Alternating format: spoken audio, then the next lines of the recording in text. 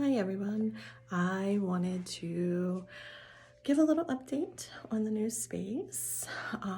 This is something that's a little different than my studio space. My studio is really for me to create and go and have a nice space, but this space here is to be shared. So I am offering some therapeutic art classes, also some private art lessons. And we're going to start moving towards the creative and healing side of things with art involved.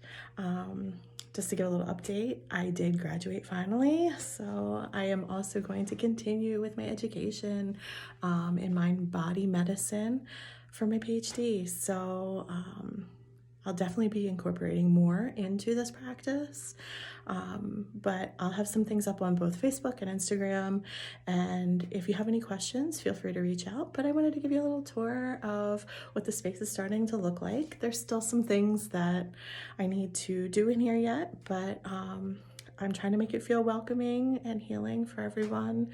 And whether it's in person or on Zoom, definitely feel free to reach out and we can work on a plan for you. So when you come in, we have some nice warm lighting, some other things over here, all kinds of books. I do have some other art books right now in storage that were from my studio that I had moved when I moved my studio back into my house. But now that I'm back in my studio space again, I have to move those back into here. So we'll be working on that. But there's all kinds of different techniques. And then we also have some other things to help us get into our mind, our body, our spirit. And then we have some journaling and some coloring, which is also very important. I know most people don't think that it is that important, but just even sitting down and coloring is a way to get some of that creativity and that energy out. So lots of examples, in there that we can also learn how to, create a certain way. If there's things that you're interested in, I can help you along with that. So we have some nice healing stuff along here. And then we have some supplies.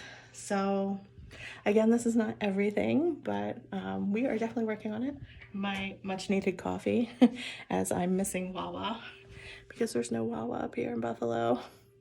So, but anyway, we also have our little sand sculpture. We can move through with this. Just nice and healing. Sometimes I do this prior to creating because it helps me to kind of ground, just because, we're inside a facility. So this helps me connect with Earth a little bit more. I'll kind of zoom back. This is what the space is looking like so far.